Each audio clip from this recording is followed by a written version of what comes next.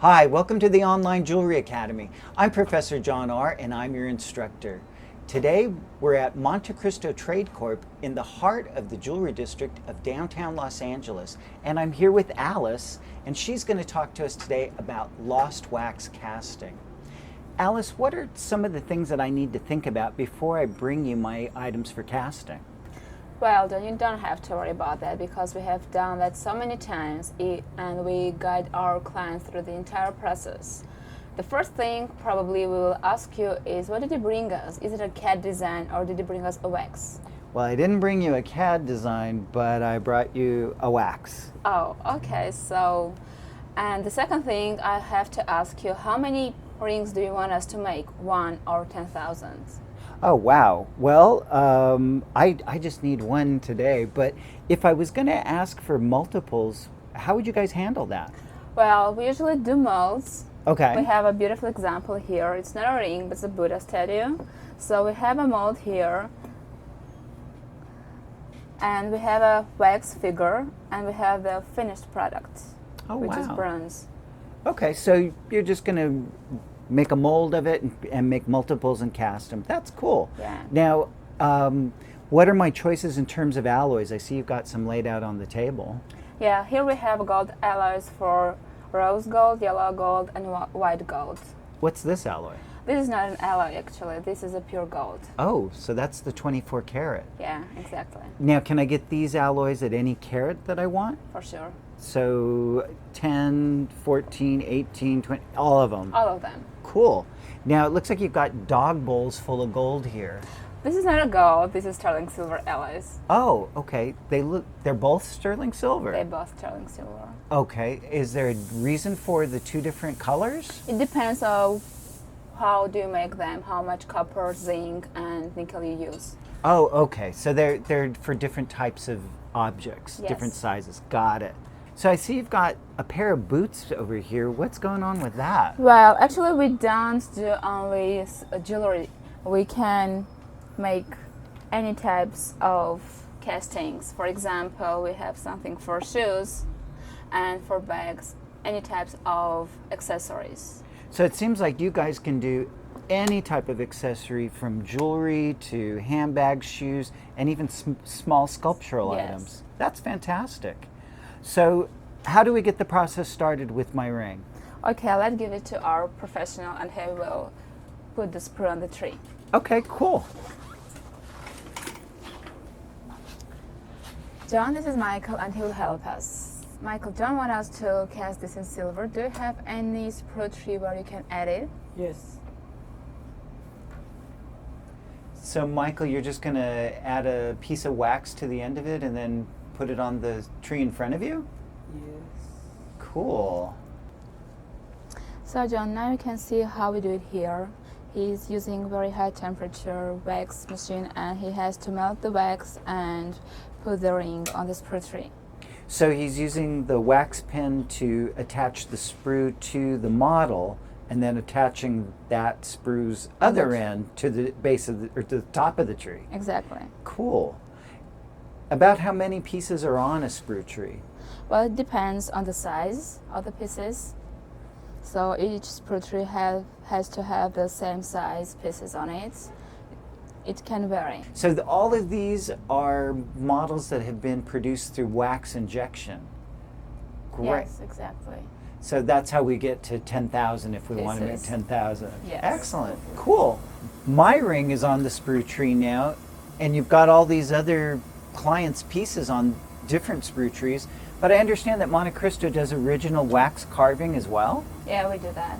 Is it possible to take a look at that? For sure, let me show you. Okay.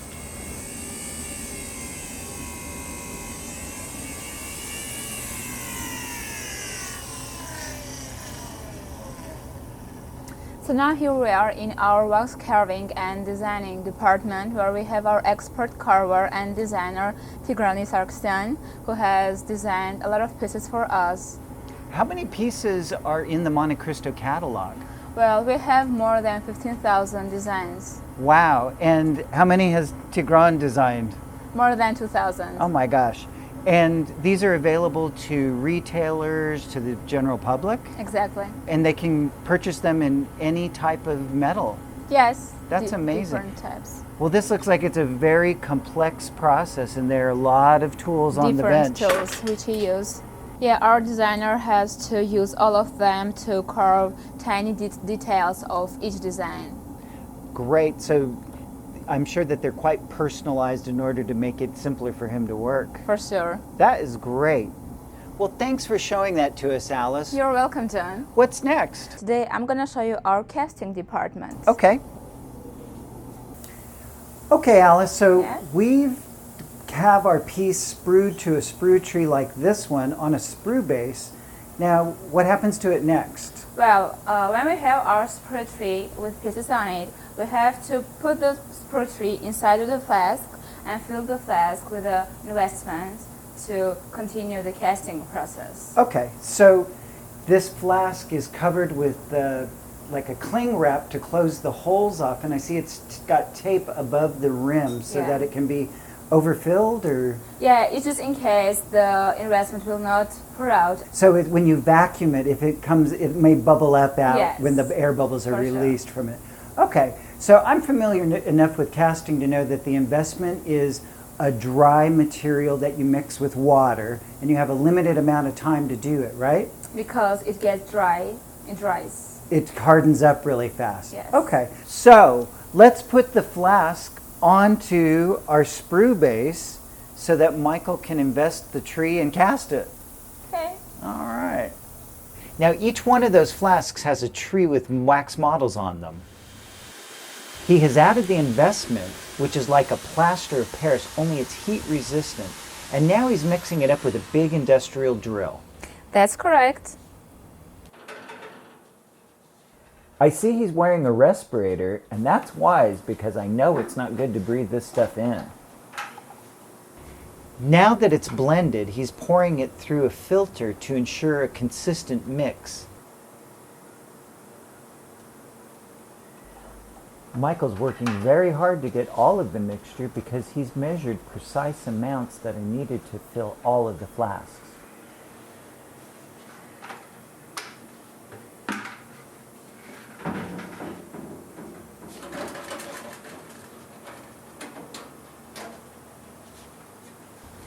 He's putting a big dome over it. Why is he doing that, Alice?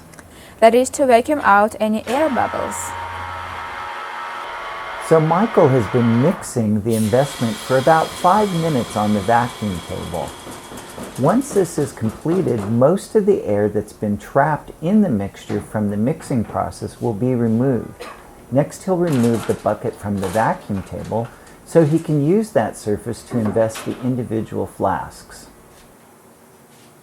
Michael is now carefully positioning each of the flasks onto the vacuum table with the tallest in the back and the shortest in the front. This will allow him to eyeball exactly how much investment he pours into each one so that he can cover all of the models contained inside each flask. That's right, John. And we have a lot of different flask sizes to accommodate bigger or smaller castings. So he put the vacuum dome back on, and he's also bouncing the table with his hands. That way he ensures that any air bubbles are released. Alice, what would happen if some of the air bubbles were left in? Some of the air bubbles might stick to the models and ruin their surface. So he will actually do this for about 5 minutes. So he's setting them off to the side. How long will he leave them there before he can put them in the kiln? They have to completely harden, so we will check back on him when he is ready to load the kiln. Now he'll load them into the kiln so the wax can melt out, leaving a void for the metal to be poured into. How hot does the kiln get? Well, the wax melts and burns away at about 500 degrees Fahrenheit. So it looks like Michael finished doing the investment, and I guess they're loaded in the kiln? Yeah, he put already one flask into the kiln. Okay, so it takes about how long for it to burn out? It usually takes 12 hours. So we can let it basically burn out overnight? Overnight, yeah, and then come back and see what we have. Okay, cool. All right, well, I guess it's time to go home. Let's go. We put the flask into the burnout kiln behind me Yes. about 12 hours ago, right? Exactly. Okay, so it's had a chance to basically melt out or burn out all the wax inside of that flask. Yes. Then what happens? Then after our caster comes the following morning, he turned on the induction casting machine, put inside the metal we want to cast in. Okay, and this time we're going to cast in silver. Yes. So when Michael casts these molds, he's actually doing the alloying process at the same time. Absolutely.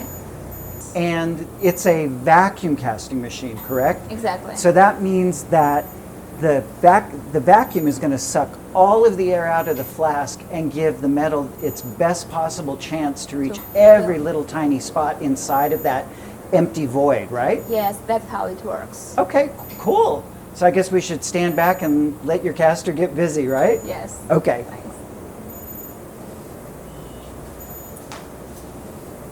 Now he's getting a flask from the kiln. Part of the process is that the flasks must be hot when the molten metal is poured into them. Why is that?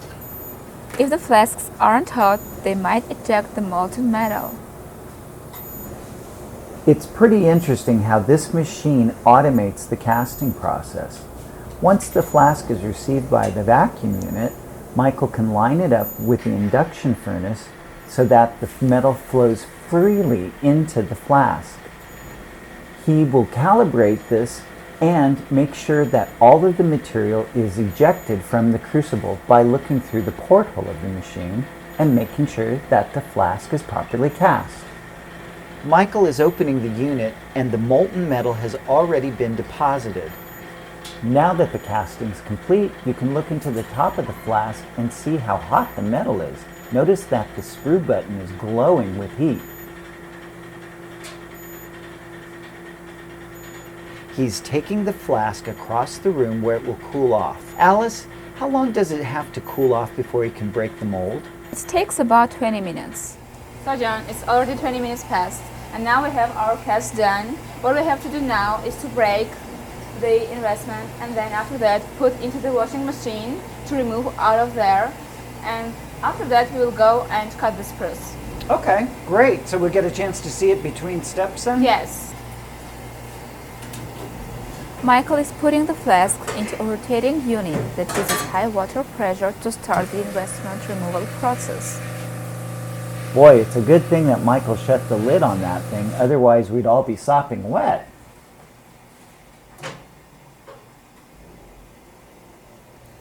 Now he's removing it from the flask. It looks like a blob. Michael, can you show us what that looks like now? So, Oh, that grab we it have from- now. wow, it's hot and it's heavy. Yeah, it is. So we have to wash it out. Okay, let me give it back. Now he's putting it into another machine. This one looks like something from a science fiction movie. It has gloves protecting his hands and is completely contained so that the high water pressure doesn't hurt his hands or mess up the entire studio.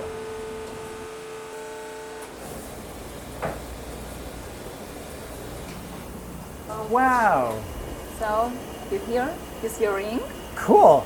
So what's next? We have to pickle it out, and then we have to cut the spruce. Okay, cool. So how long should it pickle before we can cut off the sprue? It takes about 20 minutes. So now we have our beautiful tree done here, which at first was made in wax, as you remember, and now it's silver. And the second step we have to do is cut down the ring. Michael, can you help us?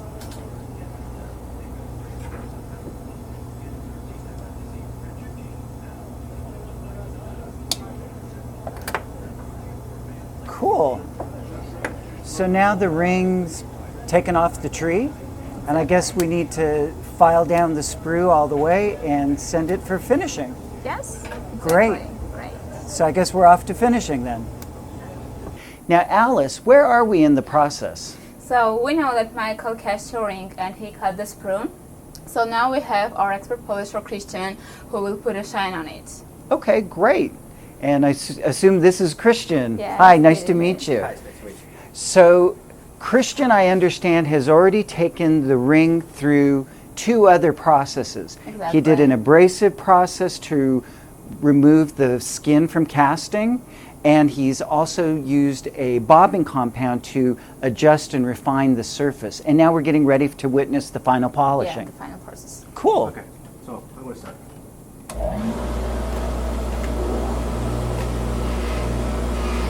So you need good ventilation for this, I can imagine. For sure. That's right. You don't want to breathe in any of this dust.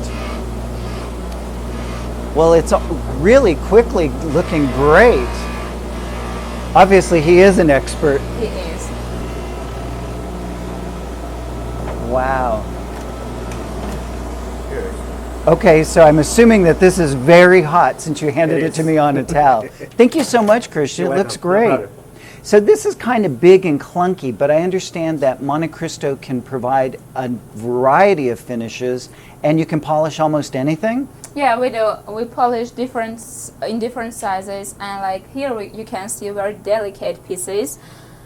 And also we do not only the hand polishing, but also we do sandblast, tumble polishing, and any type of polishing. Wow, it looks like you guys can do all kinds of detail work and get into every nook and cranny on these pieces. This is beautiful. These Thank look like you. they're almost ready to go to the store. Exactly. At the first, it has to go to our quality expert to check it, and after that, goes to the stores. Wow, that is great. Thank you for showing us this, Alice. Thank you. Now, if you like this video, there are plenty more like it on the Online Jewelry Academy's YouTube channel and webpage. You can visit our website at www.onlinejewelryacademy.com. You can also follow us on Facebook, Instagram, and Twitter. And don't forget to subscribe. Thanks for watching.